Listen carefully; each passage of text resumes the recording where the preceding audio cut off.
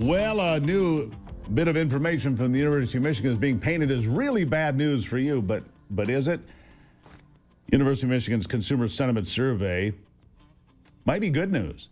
Pessimism growing among American consumers. The University of Michigan's preliminary results from its survey of consumers from November fell 6.2% from October and plunged 29.9% year over year. It reached its lowest level in 3 years, and some say it's the lowest level since 1951. The problem with that is that every time we've been historically low, the market comes back and does really, really well. And I want my next guest to weigh in on this as we look at the economy, because obviously it affects everybody. Nick Hopwood, the man behind No Lazy Money. No Lazy Money with Nick Hopwood, certified financial planner, founder of Peak Wealth Management with me. Nick, nice to see you today. Good morning, Steve.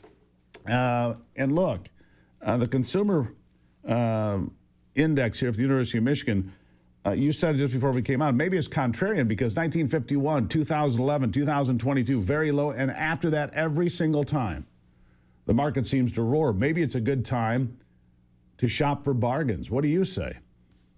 Yeah, I have two thoughts about this, Steve. First is that when you think about Republicans and Democrats, and we talked about this after the election, right now the Democrats have an unreasonable outlook on things because of their Trump derangement syndrome. So it encourages them to answer more negative on these surveys. So I think that could be a function here. Secondly, we're seeing a divergence between surveys and the actual hard data. So the surveys are people's opinions, and they're not looking too great right now with the data. Whereas the hard data, the actual data that comes in from the economic activity itself, is pretty good. And so there's a divergence there. So the surveys, I think are rooted in the Trump derangement syndrome. So it's data, actual data, the numbers, versus opinions, which are jaded. And people will just say, I hate Trump, so therefore I'm just going to say my consumer sentiment is terrible. And they're skewed, is what you're saying. All right, fair enough. I think jaded's a perfect word. All right, jaded approach to this. All right, so I don't know if everybody's heard this, but this is a pretty big deal. It was repeated again yesterday in the Oval Office. And that is Donald Trump saying that we should be able to take the money out of Obamacare, all this money we spend healthcare. The CEO of Blue Cross Blue Shield here in Michigan, where I live, took a pay cut last year. Nick, I don't know if you knew that. Don't feel sorry for him. He made $14.5 million in a pay cut last year. And Donald Trump says it's time to take the money away from the ACA, the Affordable Care Act. It was never affordable. It was never about care. It was always an act. And it was designed to get us to Medicaid for all or a single-payer health care system. Donald Trump says, let's stop doing that. Let's send the money straight to the American people. In fact, Anthony, go ahead, roll Bite 19, would you please? Bite 19. Here's Donald Trump. I hope that we're going to be able to have a health care where Lindsay and I were discussing it, Jim and I were discussing it, and Katie, we discussed it. We want a health care system where we pay the money to the people instead of the insurance companies. And I tell you, we're going to be working on that very hard over the next short period of time, where the people get the money. We're talking about trillions and trillions of dollars where the people get the money.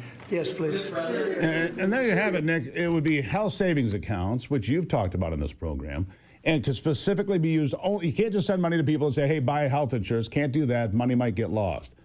Specifically HSAs. You can buy your health insurance. You can pay for prescriptions, pay for a copay on a doctor's visit. And the insurance companies, it sounds like a good idea to me, because the insurance companies would have to compete for your business. Better services, better premiums, better insurance, period. What do you think when you hear that? I love the idea of competition with health insurance. And I think it's ridiculous that these nonprofit health insurance companies are profiting at the levels that they are. And I think that when you look back over the last 5 years since the Obamacare subsidies have been rolling through after COVID, it's a grand experiment of a one-party payer. So anyone earning under basically $100,000 has had huge subsidies on their health insurance, and so it's been masking the price of health insurance all along this way. And now, and basically this is why the shutdown happened, is because they didn't want the failure of Obamacare to become public. They didn't want to shine the light on it. Yeah, they didn't, and it is a failure.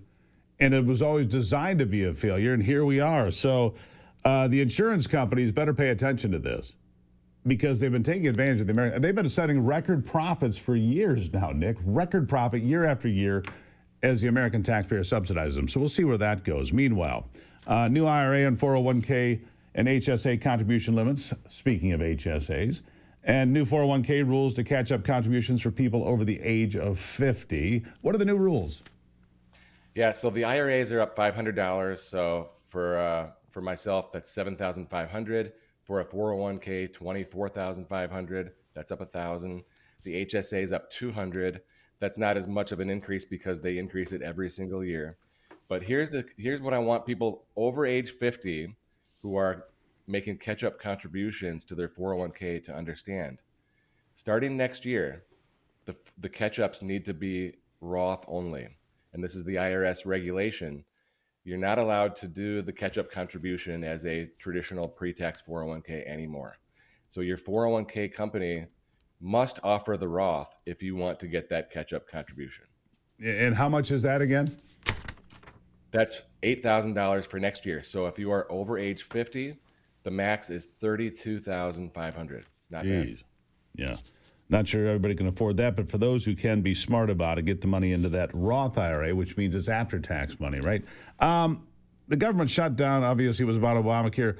What about registered investment advisors, a wirehouse advisor you're talking about here? Tell me what that means. Why should people pay attention? Yeah, so here's just a public service announcement here. So a wirehouse, think about the giant banks out of New York, all right? So everyone knows the names. I'm not going to go through it here. But the advisors at those wirehouse firms, they are employees of the New York bank. And I question the advice that's given. Is it in the best interest of the end user, the end client, or is it in the best interest of their employer? So many, as they grow their business, many advisors, as they grow and learn more about the business, they end up leaving and going independent and kind of running their own businesses where they can give independent advice. Maybe they join an independent broker-dealer, and then eventually they might end up owning their own registered investment advisor like Peak Wealth Management. Sure. Last week we talked a little bit, about wealth management versus investment advisor. Same kind of conversation here, but the cream rises to the top. The registered investment advisors, truly independent. It's the best business model. It's the only place where you can say, I guarantee the advice that I'm giving you is in your best interest and not mine. The last thing, I only have 20 seconds on this, so I need basically a thumbs up and thumbs down. 50-year mortgages being suggested. Seems nutty to me, my knee-jerk reaction, because the amount of interest you'd pay. 15 seconds. A thumbs up or thumbs down, 50-year mortgage. I'm undecided, but I'll say it's similar to maybe what you'd pay in rent, but you will pay double the interest. There could be a silver lining because it allows someone to control the asset instead of renting for their life. Controlling the asset that could appreciate could be something good. So you're undecided. The jury is still out. Click the QR code on your screen. Get a free Social Security analysis from Nick Hopwood and his team of certified financial planners. Nick, thank you. A lot to cover in the economy these days. Thank you for being here. Thank you, Steve. Again, click that QR code right there, and get a free analysis of where you are with Nick and his team. I trust him. You should too. I'll take a break and be right back.